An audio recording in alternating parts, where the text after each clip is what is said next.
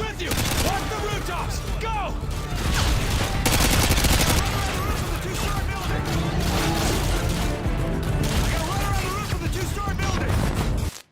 Call of Duty has been around since 2003 on PC and years later on home consoles, and it is gaining a massive player base since then, ending the popularity of Medal of Honor.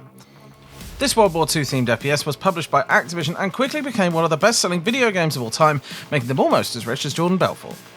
It spawned 2 sequels, and years later, Infinity Ward and Activision developed the 4th installment, moving away from the popular World War II setting and making a gamble on making a much more modern setting. Wait, was that a pun? This move made a mark in gaming history, making Call of Duty an entity in the first-person shooter genre that will make Activision one of the most successful gaming companies in the world. Until they were bought by Microsoft, it created an awesome trilogy, 2 remasters and a remake. This is the history of Call of Duty Modern Warfare.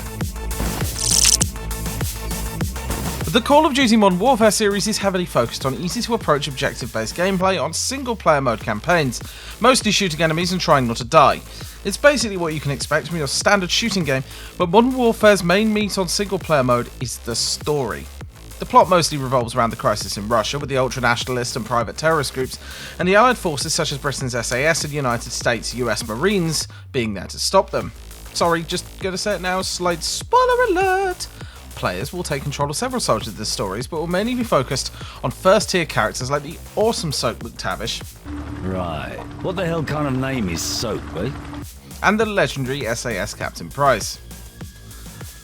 The Allied forces mission in the first Modern Warfare is to take out the separatist leader Khaled al-Assad and the ultra-nationalist leader and Makarov's decoy Imran Zakhaev.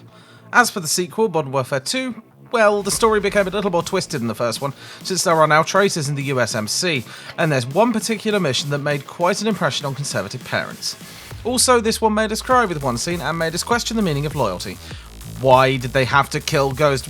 Why? Aside from Makarov, the story added American soldiers as one of the antagonists in the game, particularly the traitor General Shepard. Yes, we still hate the guy. And as for the last part of the story, Modern Warfare 3, the whole story is now focused on one enemy, the mastermind of them all, Vladimir Makarov. This is the only game where you can play as the British SAS Captain John Price. This Call of Duty title also features one of the most dramatic scenes in the series, the death of Soap McTavish. Yep. This was even more tragic than Ghost demise. Before the rise of Battle Royale, Call of Duty Modern Warfare games featured pretty basic yet very engaging multiplayer modes, such as the most popular Team Deathmatch, Free For All, Capture the Flag, Domination, and so much more. PC gamers went wild for this, and Xbox Gold subscribers went through the roof. This solidified the Modern Warfare series and was pretty much emulated by other games. The Call of Duty Modern Warfare trilogy was a massive hit to gamers, but of course everything needs competitors. In 2008, EA and DICE released a new installment in their Battlefield series, Battlefield Bad Company. It sold a decent amount of copies and almost perfected the system of multiplayer shooters. Pretty much gave us a small preview on how Battle Royale will run. That being said, it didn't stop Modern Warfare from dominating the FPS scene. The Modern Warfare trilogy featured a movie-like gripping and high-octane storyline, which pretty much sold the games and made them very, very successful. Multiplayer mode is just the cherry on top, according to fans. Up to this day, Call of Duty is still the most played FPS game in the world. Call of Duty Modern Warfare was developed by Infinity Ward. The team decided to move away from the World War II setting from their past title since it was literally getting old and repetitive. To make the game more realistic, the development team went to the California desert and observed the Marine Corps Air Ground Combat Center's live-fire military exercises. This gave the developers a much more broad idea on how to implement the gunfights in the game. They also approached some US Marine officers for advice to get the feel of the stress, attitude, and also an idea of how the Marines actually work in the field.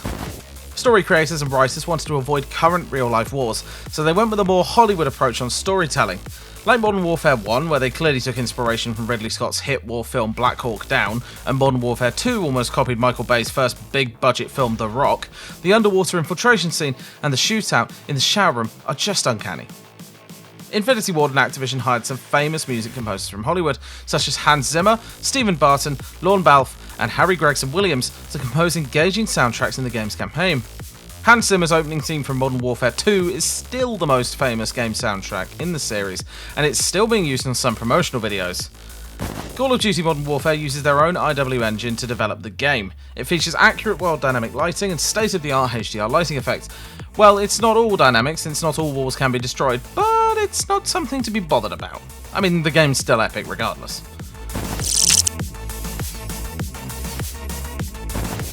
Some games are not without controversy. Call of Duty Modern Warfare 2 had the most talked about and most gruesome mission in the history of video games. The No Russian mission sparked extreme concerns, and it became a sudden, hugely trending story during its time. In the mission, you take the role of an undercover agent, Joseph Allen, infiltrating Vladimir Makarov's terrorist group as Alexei Borodin. Your task is to enter the Zakhaev International Airport with Makarov and his men and shoot everyone in the area. All people in the airport must be eliminated. The terrorist group succeeds in killing the civilians, and at the end Makarov knew all along that Allen was a spy. He shoots Allen in the head, putting the blame on the Americans for the massacre that led to public outcry and started World War III. This No Russian mission was extremely violent and very unsettling, and still is. Thankfully, Gfinity Board placed an option to skip the mission and avoid any unnecessary nightmares. This actually saved the game from getting banned all over the world. Well, most of them. If this was done during the 90s, Senator Joe Lieberman is going to have a field day, and Mortal Kombat will probably be the least of his concerns. Call of Duty Modern Warfare has left a mark in gaming history, and probably will be known as the best franchise in the Call of Duty lineup. From Hollywood-quality storytelling, excellent voice actors, to top-of-the-line music composers and well-made gameplay, the Modern Warfare trilogy is a must-play for hardcore gamers and Warfield fans. This also helped the US Army to recruit more soldiers. Yes, true story.